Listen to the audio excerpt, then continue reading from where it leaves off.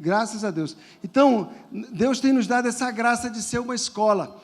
E aí, nós temos trabalhado muito na área de família, na área profissional, Deus tem abençoado, na área financeira também, a escola da Adã, as chaves, né, do reino e os princípios.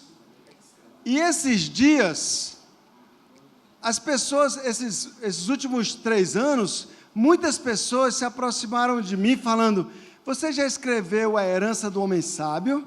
Você já escreveu As Finanças do Homem Sábio? Você devia escrever agora A Saúde do Homem Sábio.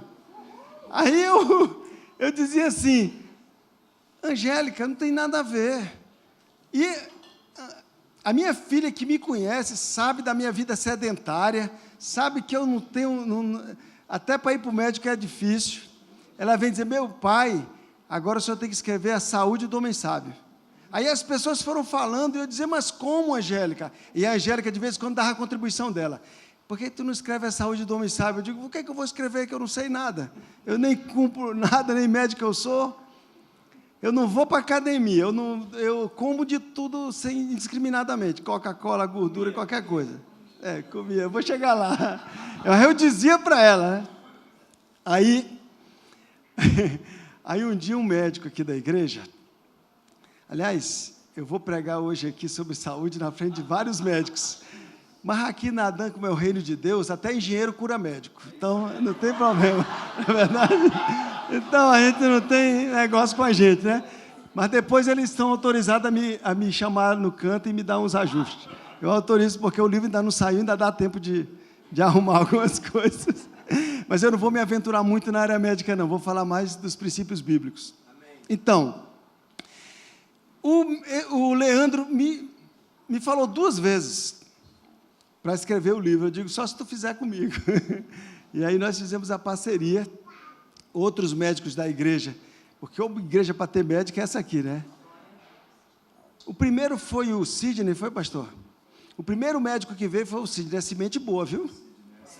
Semente boa, primícia.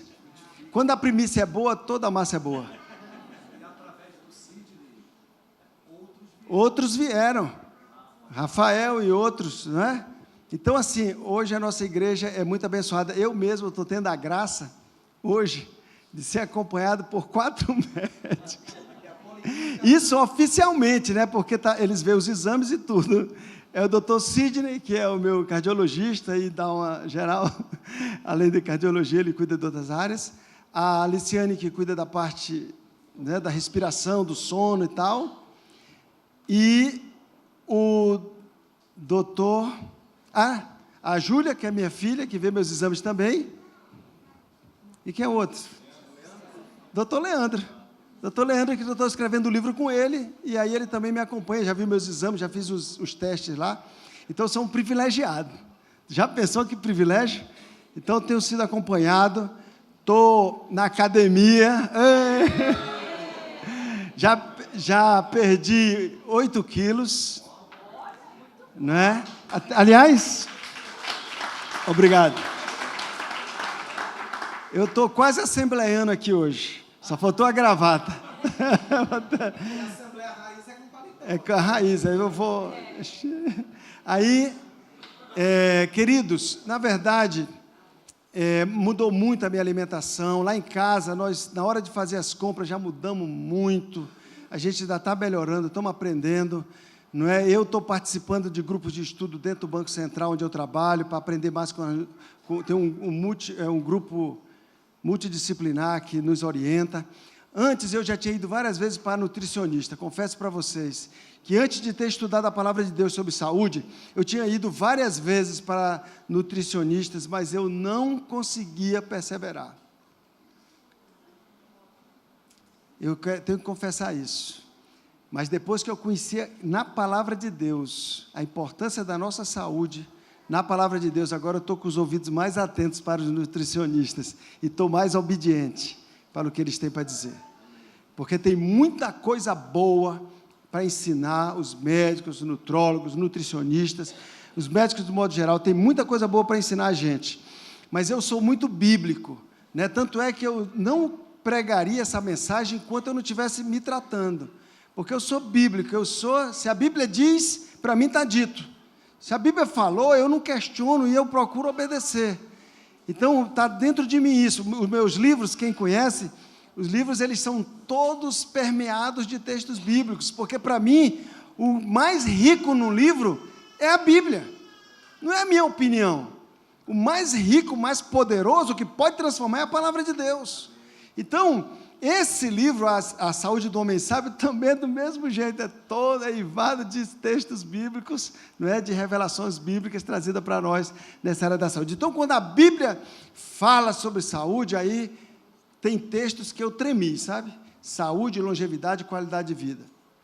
Esses dias eu fiquei sabendo, não sei quem me disse, eu vou pesquisar mais sobre isso, que o orçamento de saúde do governo federal, pela estatística que me passaram, eu preciso ver isso com mais cuidado, metade ou mais da metade, foi você, Fábio, que mais da metade é gasto com problemas de demências, de pessoas inválidas, de pessoas desse tipo home care, UTI, enfim, gasta-se muito dinheiro com saúde, com pessoas que não cuidaram da sua saúde quando deveriam ter cuidado. Porque pela Bíblia nós temos que viver até morrer. Não é sobreviver até morrer, não, é viver até morrer. Então nós temos que ter vida e vida com abundância.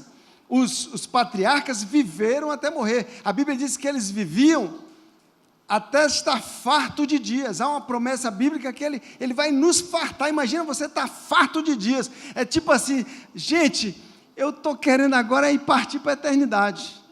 Aliás, a gente não pode ficar pensando em partir para a eternidade antes da hora. Tem gente que diz assim, Senhor, volta logo, eu quero ir para a eternidade, já não aguento mais. Essa oração é contra a oração de Jesus.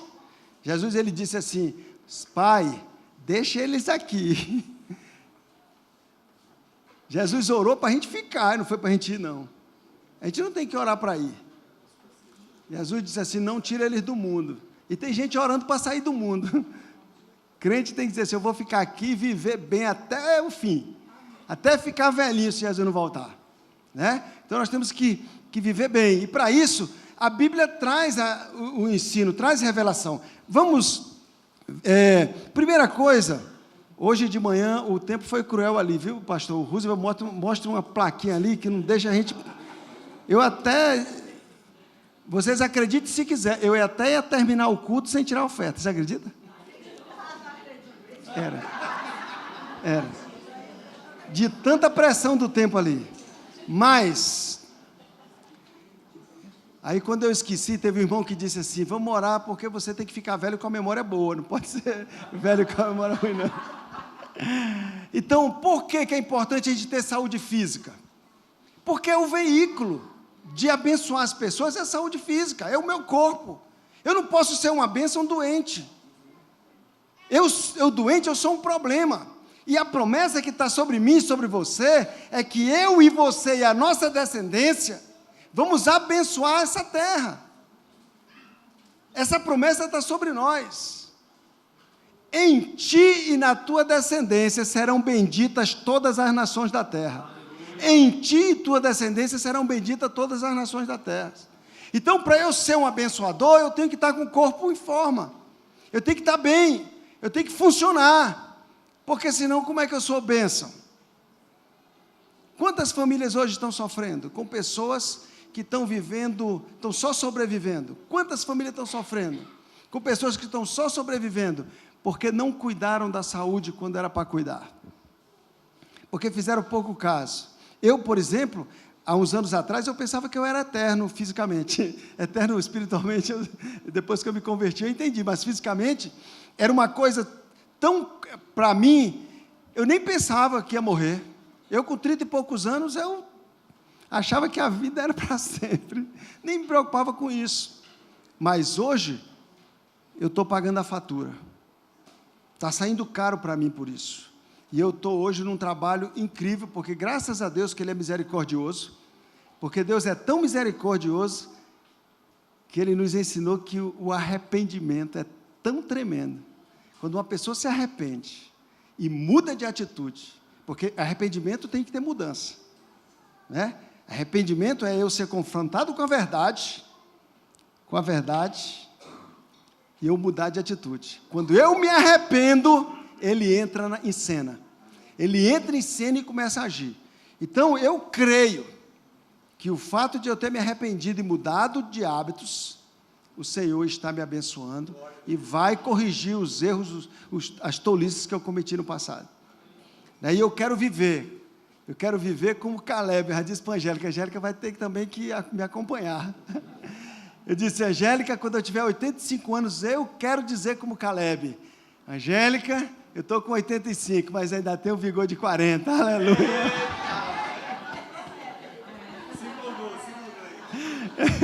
A Angélica disse assim, haja hormônio. Vai dar uma revolução aí, mas os médicos estão se evoluindo, eu estou sabendo que os médicos estão criando coisas tremendas aí para as mulheres. E as mulheres da Adão vão aprender esse mistério, né? E não vão ficar... Então, queridos, nós precisamos do nosso corpo, é por isso. Olha, bote aí, coloque por favor, primeira carta aos Tessalonicenses, capítulo 5, versículo 22 e 23. Eita, irmãos, esse texto eu nunca tinha visto. 27 anos de crente, eu nunca tinha prestado atenção. Por isso que eu digo, a Bíblia tem que ser lida devagar. Você não pode ler apressadamente. Olha só como começa. Abstende-vos de toda a aparência do mal. Abstende-vos de toda a aparência do mal. E o mesmo Deus de paz vos santifique em tudo. Tudo, o Freire já me garantiu que é tudo mesmo.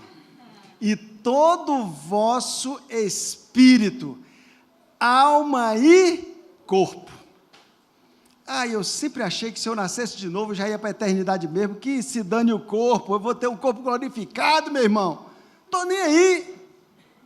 Eu sou de oração, eu busco a Deus, eu sou um homem de Deus, eu vou morar no céu. Mas a palavra está dizendo, sejam plenamente conservados irrepreensíveis. Irrepreensíveis.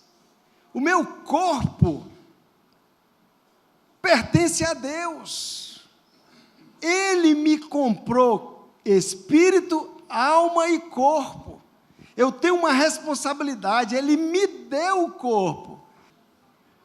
Ele é um bem que Deus deu para nós, é um bem, e nós somos só mordomos, não nos pertence, pertence a Ele, nós somos os cuidadores desse corpo, e a responsabilidade é nossa. Agora eu vou botar um texto aqui para quem é crente vai tremer. Olha só. 1 Coríntios, capítulo 3, versículo 16 e 17. Presta atenção. Isso aqui tem, irmão, o livro vai ter quase 200 páginas, são muitos versículos, isso aqui é só uma pincelada. Olha o que diz esse texto, leia comigo. Não sabeis vós, nós, que nós somos templo de Deus? Nós somos templo de Deus, que coisa extraordinária, fomos eleitos para ser templo de Deus, Ele mora em nós, Ele está aqui na Adã, na igreja, mas a habitação dEle é em nós, a igreja somos nós. Se nós não estivéssemos aqui, isso aqui era só um prédio. No dia que a gente se mudar daqui, botarem aqui qualquer outra coisa, mas o templo de Deus somos nós, o nosso corpo. E como é que nós cuidamos do templo de Deus? Como é que nós estamos atentando para o templo de Deus? Nós somos santos, e nós somos chamados para sermos irrepreensíveis. O que nós estamos fazendo com o templo de Deus? E por quê? E por quê que muitas pessoas chegam, ou quando chegam aos 60 anos, que nem eu estou chegando agora, esse ano eu faço 60 anos, não tem quem diga, né, irmão? Eu sei que você estava pensando isso, parece que tem 65, 66. Estou chegando aos 60, cheio de... Nesses dias, meu coração estava assim, igual uma pipoqueira. Tudo, fazendo coisa errada no passado, comendo o que não devia, vícios e outras coisas. Como nós estamos cuidando do templo de Deus? Eu tremi quando eu vi isso. Olha o que diz a palavra: se alguém destruir o templo de Deus, Deus o destruirá.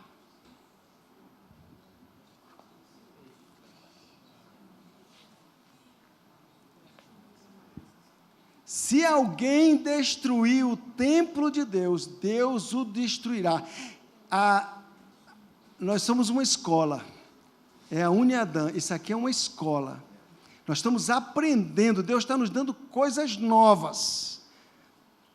Nós vamos ser bem espiritualmente, ligado com Deus, tempo de qualidade a sós com Deus, vamos estar cheios do Espírito, nós vamos estar bem na alma, nós vamos perdoar 70 vezes 7, nós não vamos ter inveja, nós vamos cuidar das nossas emoções, mas também nós vamos viver bem, até partir para a eternidade. Nós temos que ser completo, espírito, alma e corpo. Essa é a promessa de Deus para nós. Então, se alguém destrói o templo de Deus, como é que eu destruo o templo de Deus? Pessoas que destroem o templo de Deus. Por 4 anos, antes de eu me converter, eu fui viciado em drogas. Eu fico imaginando o dano que eu fiz ao templo do Espírito Santo. Ficar noites em claro, farreando. Passar a noite inteira farreando. Usando drogas. Quanto dano. Fumei dos 13 anos até me converter. Fumando. Dano. Comendo de tudo, desde pequena, a mamãe dizia: meu filho, não come essas frituras. Eu gostava dos croquetes, das coisas, eu gostava já. Eu com 13 anos já tinha problema no estômago. Imagina isso, já sofria de gastrite. E comendo coisas, frituras, gorduras e tal. E aí, deixa eu falar uma coisa. Nós vamos na Adã, a partir de nós vamos parar com aquela história de que crente não bebe, mas come. Vai parar com isso em nome de Jesus. Glória a Deus.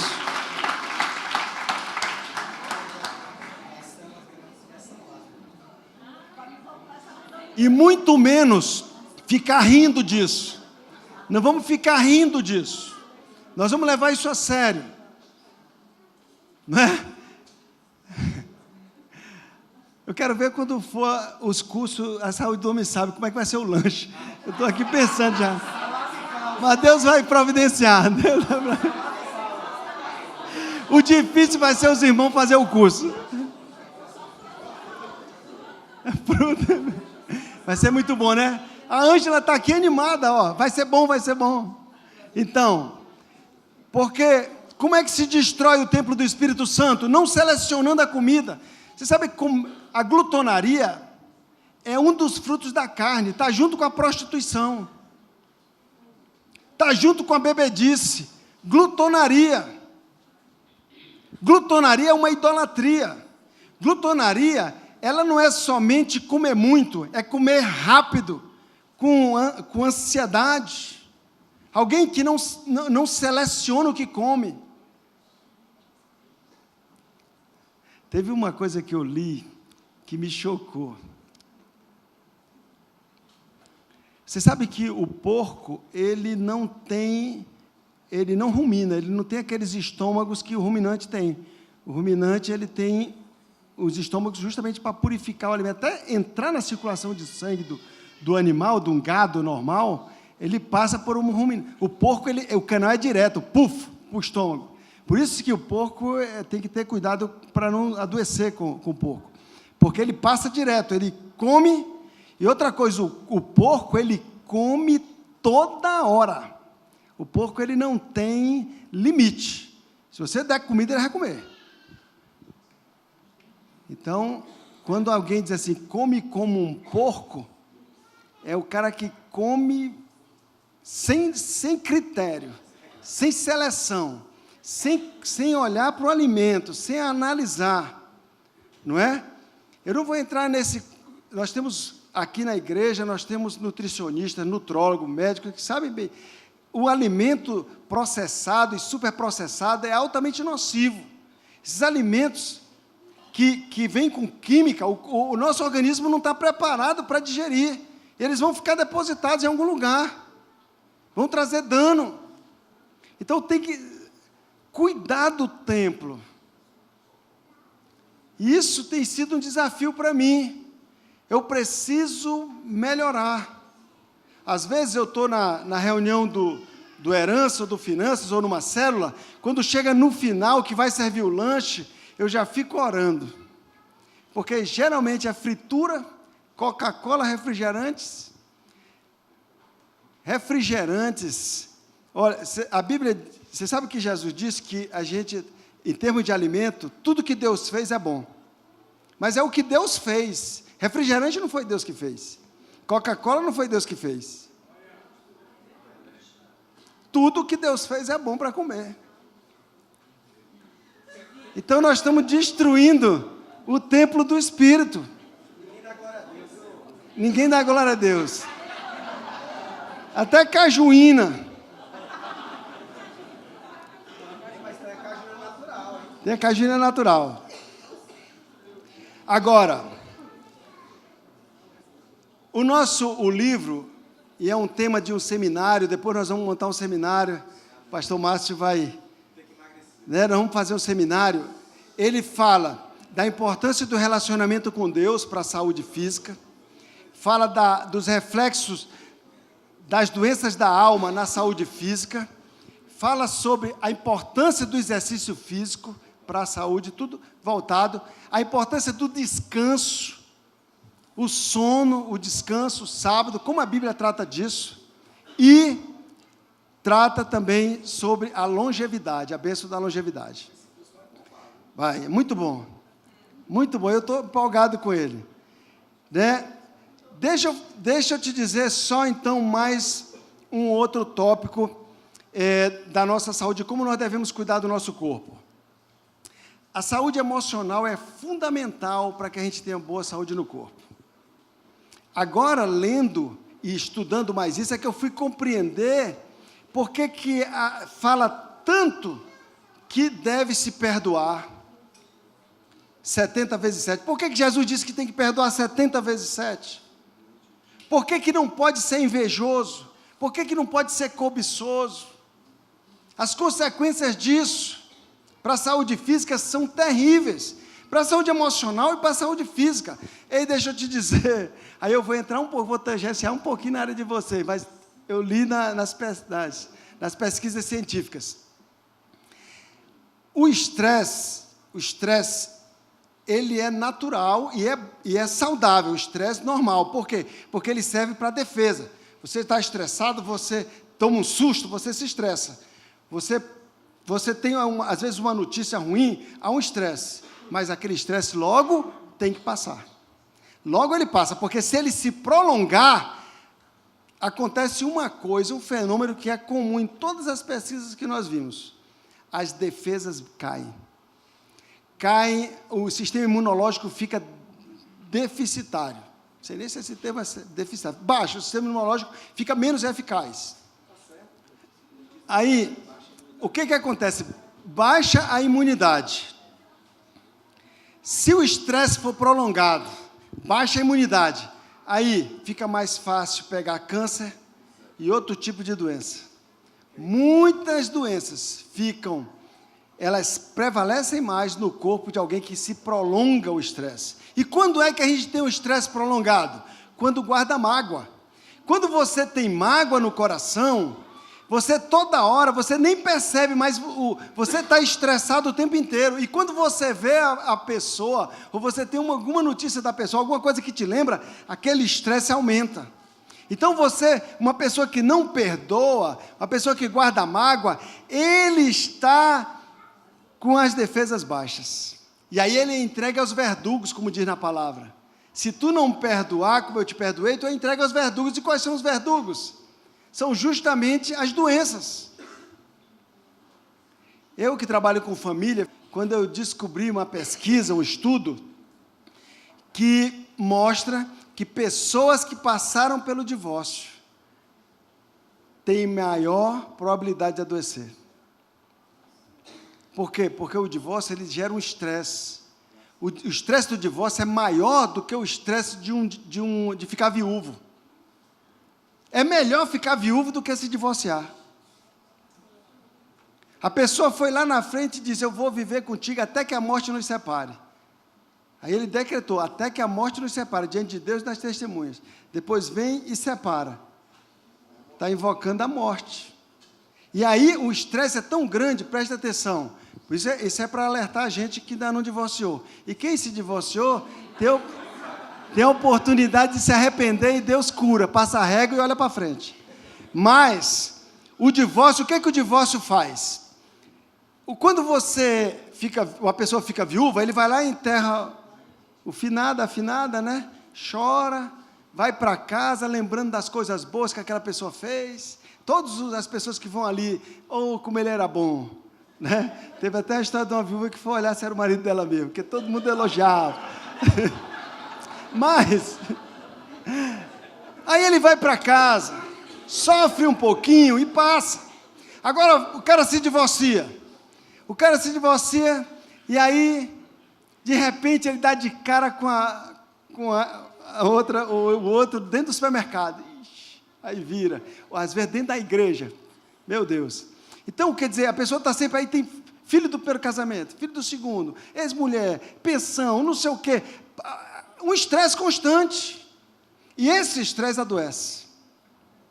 Adoece por quê? Porque baixa a imunidade. E a pessoa fica fácil de pegar doença. Então, devemos perdoar 70 vezes 7. A inveja é uma coisa terrível. Uma pessoa que é cobiçosa, ele não pode ver alguém ter as coisas que ele fica morrendo por dentro. E aí ele adoece. Uma pessoa que tem inveja também, toda hora que ele vê a pessoa objeto da inveja dele, ele gela, por causa da inveja. E assim são outros sentimentos que a Bíblia fala. A ira, por exemplo, não deixe o sol se pôr sobre a sua ira. Vai dormir irado, adoece também, por causa do estresse que a pessoa fica. Então, um crente nascido de novo, ele tem que ter mais essa motivação. Eu vou ter mais essa motivação, agora para eu não adoecer, às vezes quando eu começo a ficar estressado com alguma coisa, eu lembro disso, eu digo: eu tenho que ficar bem, eu tenho que perdoar, eu tenho que mudar de pensamento. Por isso que o apóstolo Paulo disse: olha, tudo que é verdadeiro, tudo que é respeitável, tudo que é justo, tudo que é puro, tudo que é amável, tudo que é de boa fama, se alguma virtude há, se algum louvor existe, seja isso que ocupe o vosso pensamento. Você tem que estar limpo, puro, para você ficar bem, e não adoecer. Eu vou encerrar falando sobre um sentimento que tem abatido muitas pessoas e que tem gerado muita doença física. É a doença chamada depressão. Depressão, e tem outras que têm vindo junto, como pânico, mas a depressão dizem que é a doença do século. Eu tenho muita dificuldade como pastor de ajudar uma pessoa depressiva. Eu tenho tentado, a gente tem visto algumas pessoas superarem, mas não é uma coisa fácil. É um grande desafio. Você sabe que a felicidade, a alegria, ela é o bem mais desejado da terra. Muitas pessoas querem ficar ricas porque acreditam que quanto mais ricas, mais felizes elas são. Outras pessoas até aceitam Jesus, pensando: eu vou aceitar Jesus porque eu quero ser feliz. Outros, matam, pensando que se eu matar essa pessoa, eu vou ser mais feliz, se ela morrer. Então, muitas coisas são motivadas por isso. E eu vi uma pesquisa da Universidade de Harvard, sobre felicidade, que lá é a escola, diz que é a escola mais famosa que está hoje lá em Harvard, e mais procurada é de felicidade, você sabia? Você vê o curso, né? Já tem em Brasília? De Harvard também, ligado a Harvard, não? É daqui mesmo, né? Tá. Então, essa é a busca. Mas a pesquisa diz que metade da metade, 50% da definição de felicidade de uma pessoa vem pela genética. Ou seja, uma pessoa já nasce 50% tendendo a ser feliz ou a ser triste, ou ter depressão ou ser uma pessoa alegre. Já vem com a genética.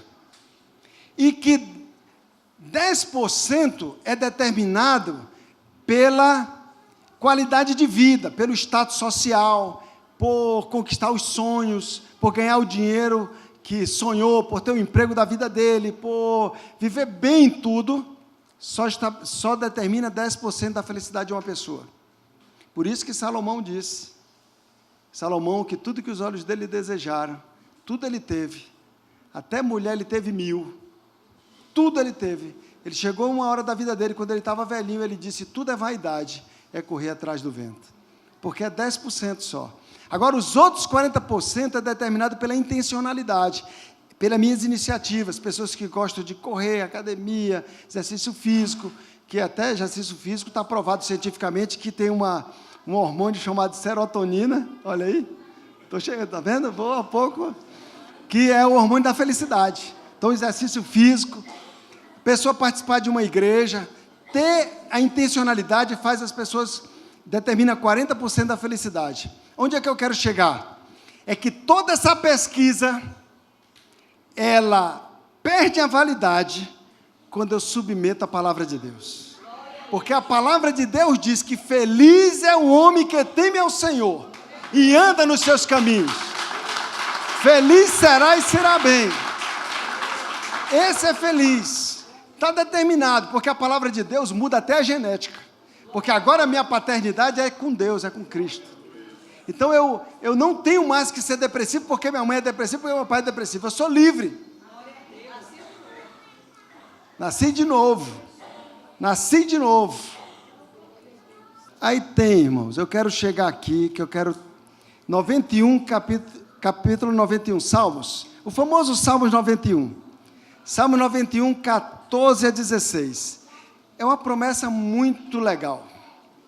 Muito legal. Essa promessa aqui é para nós. Creio, queridos. Eu creio. E eu quero que você creia. Eu estou compartilhando aqui uma unção que Deus derramou sobre mim. Eu creio que eu vou viver lúcido, enxergando, escutando, até ficar velhinho. Porque essa é a promessa da palavra de Deus. Eu creio nisso, não é? Eu estou me cuidando para isso, usando os recursos que Deus me deu para isso. Né? Os médicos, nutrólogos, nutricionistas, a moça lá que faz o meu pilates, personal trainer. Eu tenho um discípulo que já também me deu uma dica, que ele conhece esse negócio de academia, ele é empresário dessa área. Eu estou fazendo a minha parte. E lá em casa a Angélica já está indo fazer as frutas e verduras lá naquela feira orgânica, não é?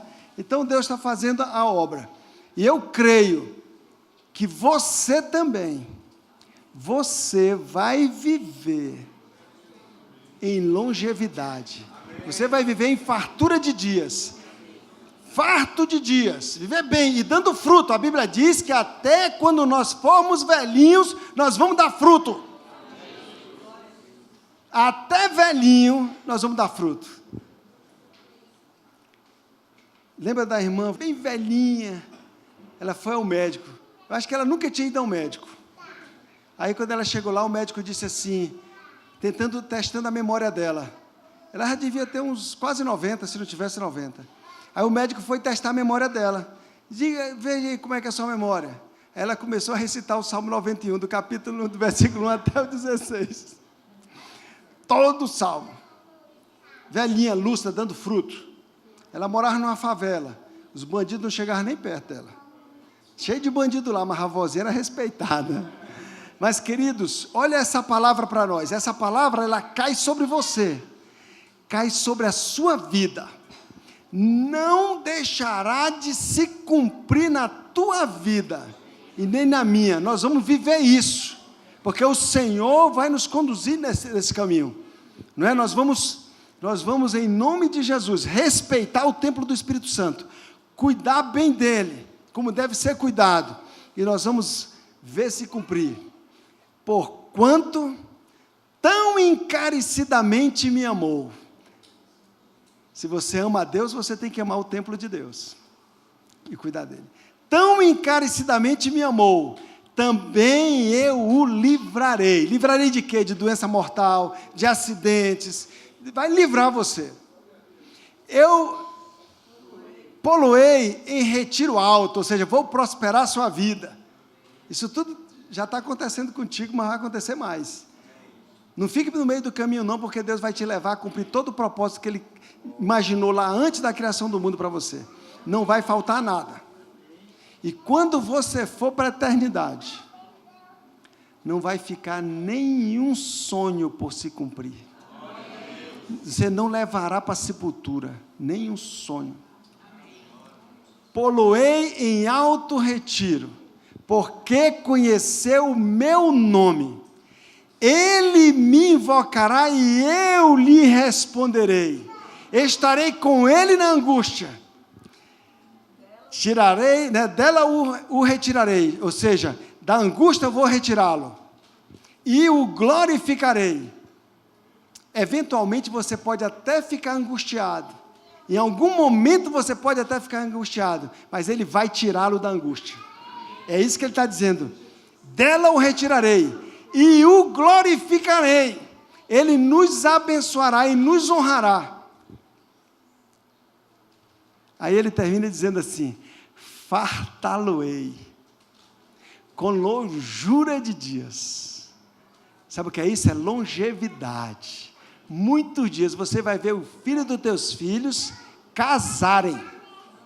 Você vai ver os filhos dos teus filhos irem para o altar se casar. Fartá-lo-ei com longura de dias e te mostrarei a minha salvação. Essa é a palavra, irmãos, que está sobre nós, que está sobre a nossa família, que está sobre a nossa vida.